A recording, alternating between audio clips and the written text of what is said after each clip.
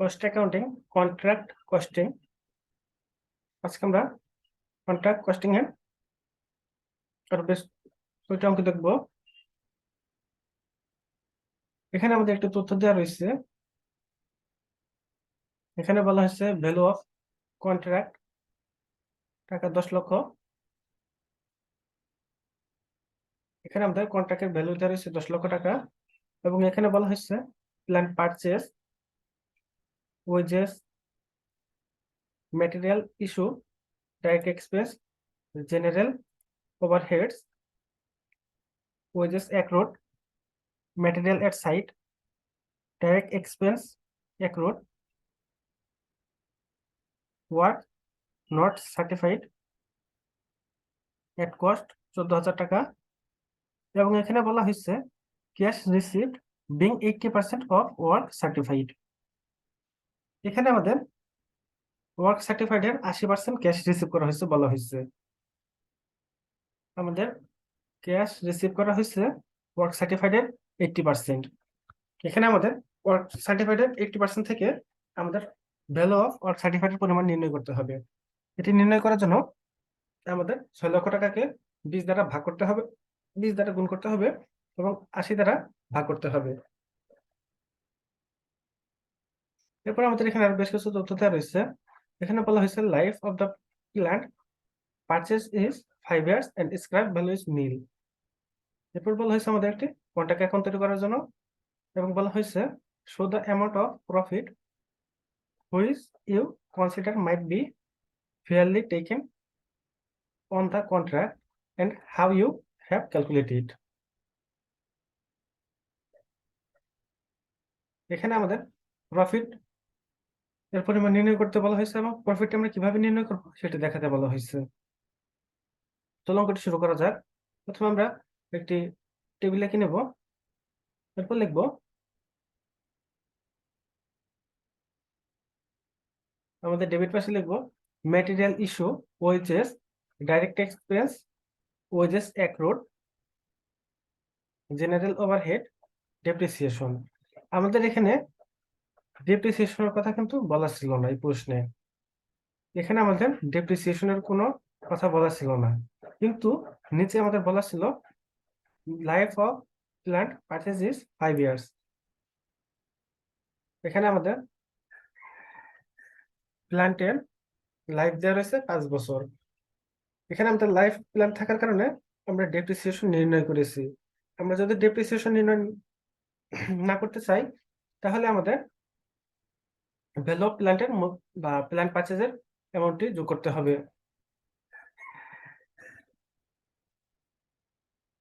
আমরা প্ল্যান পারচেজকে 5 দ্বারা ভাগ করেছি, তাহলে আমাদের প্ল্যান পারচেজের ডেপ্রিসিয়েশন পেয়েছি। এরপর আমাদের ডাইরেক্ট এক্সপেন্স অ্যাক্রুড ছিল 20,000 টাকা। এরপর আমরা এই টোটাল অ্যামাউন্ট গুলো যোগ করেছি। এই টোটাল অ্যামাউন্ট গুলো যোগ করলে আমরা পেয়েছি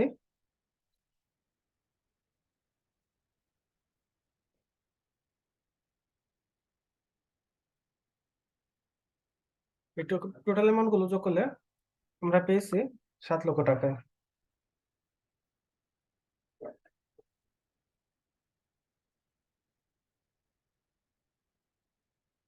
এরপর আমাদের ক্রেডিট পাশে আসবে ম্যাটেরিয়াল এট সাইট। এখান থেকে আমাদের ম্যাটেরিয়াল এট সাইট এটি আসবে।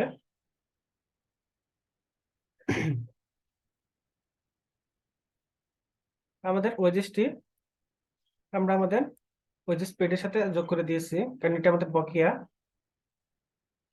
এবং ম্যাটেরিয়াল এর সাইডটি আমরা আমাদের ক্রেডিট পাশে লিখেছি।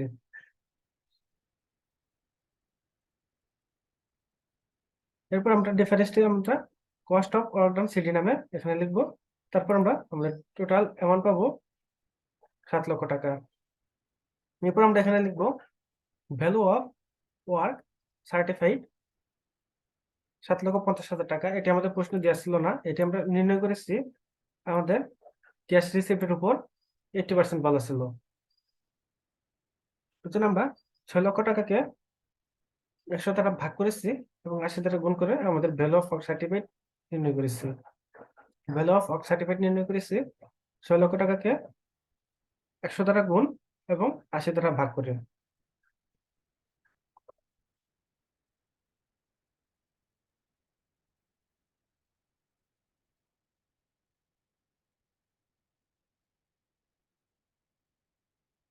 এরপর আমাদের ভ্যালু অফ ওয়ার্ক আনসার্টিফাইড ছিল 14,000 টাকা। এখন আমরা দুটি অ্যামাউন্ট যোগ করলে টোটাল পাচ্ছি 7,64,000 টাকা। এরপর আমরা এখানে লিখবো cost of work done CD, cost of work done BD. এখানে আমাদের ডিফারেন্সটি হবে cost of work done BD. এরপর আমরা এই 7,64,000 টাকা থেকে আমাদের cost of work done BD এর অ্যামাউন্টটি বাদ দিলে আমাদের ন্যাশনাল প্রফিট পাবো 68,000 টাকা। আমাদের ন্যাশনাল প্রফিট পাবো 68,000 টাকা। আমরা এই ন্যাশনাল প্রফিটটি আমাদের ক্রেডিট পাশে লিখবো ন্যাশনাল প্রফিট বিডি নামে, এবং এখানে আমরা লিখবো প্রফিট এন্ড লস অ্যাকাউন্ট এবং profit provision. Profit and loss account আমরা নির্ণয় করবো percent of work done, percent of work certified on contract price. এখানে হবে value of work certified divided contract price. তাহলে আমাদের পার্সেন্ট হবে 75%। এবং এখানে আমরা সূত্র বসিয়ে 2/3 into national profit into work cost divided into cash receipt divided work cost, এই সূত্রটি বসিয়ে ক্যালকুলেশন করলে আমাদের মান পাবো 36,266 টাকা। এখানে আমরা প্রফিট এন্ড লস অ্যাকাউন্টে 36,266 টাকা বসালে এবং ন্যাশনাল প্রফিট থেকে বাদ দিলে আমাদের প্রফিট প্রভিশনাল সিডি পাবো 3,31,733 টাকা। 31,733 টাকা। এখানে আমাদের প্রশ্ন ডেপ্রিসিয়েশনের পরিমাণ বলা ছিল না, আমাদের পারচেজের পরিমাণ ছিল। আমাদের পারচেজ এবং ডেপ্রিসিয়েশন দুটি একসাথে কখনো ওকে আসবে না, যে কোনো একটি নিতে হবে। ডেপ্রিসিয়েশন নিলে ডেপ্রিসিয়েশন নিতে হবে, আর যদি আমরা পারচেজ প্রাইস নেই তাহলে প্ল্যান্টের পারচেজ প্রাইস নিতে হবে।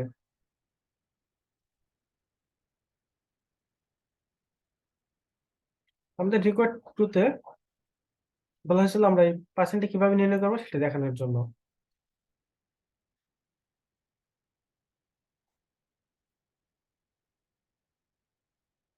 আমাদের রিকোয়ার্ড 2-তে আমরা পার্সেন্টে এভাবে নির্ণয় করেছি।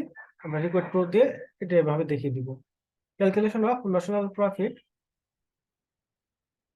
Calculation of national profit transfer to general profit and loss account, এবং এই সূত্রটি ব্যবহার করে এভাবে আমরা দেখিয়ে দিব।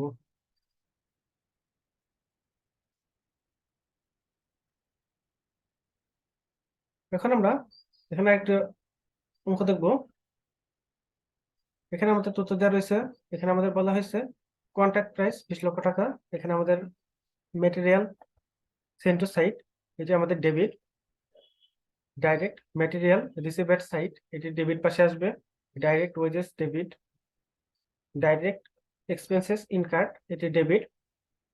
হায়ার অফ ক্রেন, এটি ডেবিট পাশে আসবে। Incurred labour cost debit. Supervision salary debit. Other expenses debit.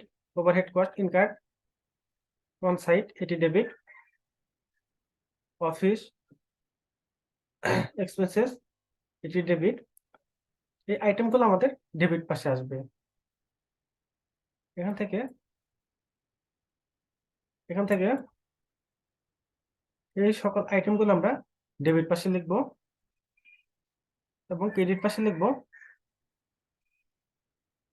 Value of work, value of plant at site, value of plant at site, material at site. এই দুইটি আইটেম আমরা credit পাশে লিখব, এবং wages এবং সার্ভিস কস্ট অ্যাক্রুড এই দুটি debit পাশে লিখব। তাহলে আমাদের টোটাল কস্ট পাবো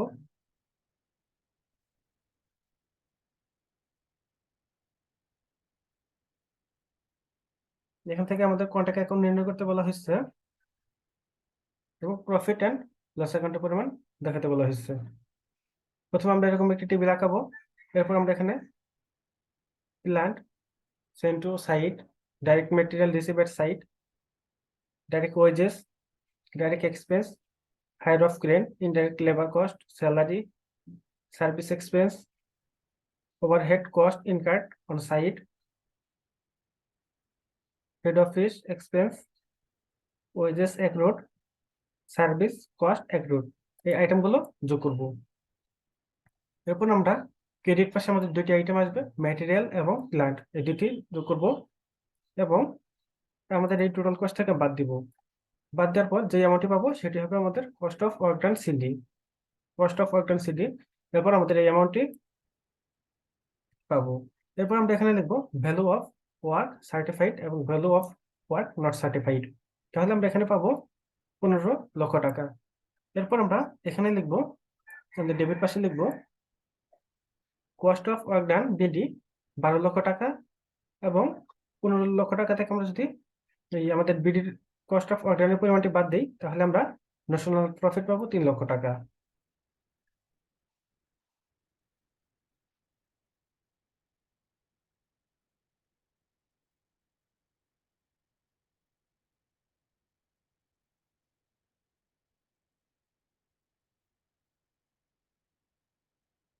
ন্যাশনাল প্রফিট পাবো আমরা 3 লক্ষ টাকা। এরপরে ন্যাশনাল প্রফিট আমরা ক্রেডিট পাশে ন্যাশনাল প্রফিট বিডি নামে দেখাবো। ন্যাশনাল প্রফিট বিডি নামে দেখাবো ক্রেডিট পাশে। এরপর আমরা এখানে লিখবো প্রফিট অ্যান্ড লস অ্যাকাউন্ট, এবং প্রফিট প্রভিশন সিডি।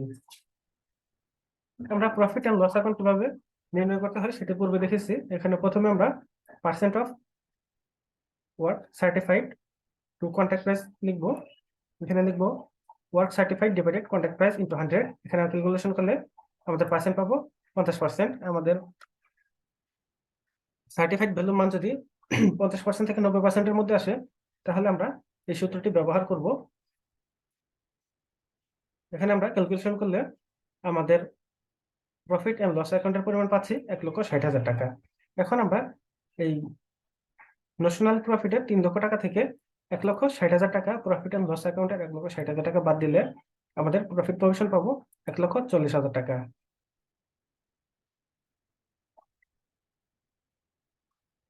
আশা করি সবাই অঙ্কটা বুঝতে পেরেছো। এই অঙ্কগুলো খুবই সহজ, কন্ট্রাক্ট অ্যাকাউন্টিং এর অঙ্কগুলো খুবই সহজ। এখানে আমাদের তেমন কোনো ঝামেলা নেই। ঝামেলার মধ্যে আমাদের থাকতে পারে এই ওয়ার্ক সার্টিফাইড ভ্যালুর মান আমাদের নাও দেওয়া থাকতে পারে। এখানে আমাদের বলা থাকতে পারে এটি ক্যাশ রিসিপ্টের উপর 80% বা 25% এমন করে আমাদের বলা থাকতে পারে। আমাদের এই টেবিলটি আমাদের মনে রাখতে হবে। এখানে আমাদের এই আইটেমগুলো আমাদের কম বেশি হতে পারে, কিন্তু আমাদের এই লেখাগুলো সব অঙ্কে সেম থাকবে। আমাদের ডেবিট পাশের এবং ক্রেডিট পাশের এই লেখাগুলো সব অঙ্কেই সেম থাকবে।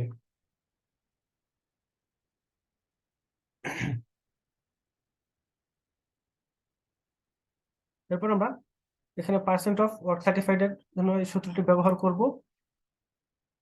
এখানে আমাদের সার্টিফাইড ভ্যালুকে কন্ট্রাক্ট প্রাইস দ্বারা ভাগ করতে হবে এবং 100 দ্বারা গুণ করতে হবে। তাহলে আমরা আমাদের কন্ট্রাক্ট প্রাইসের পরিমাণ পাবো 10%।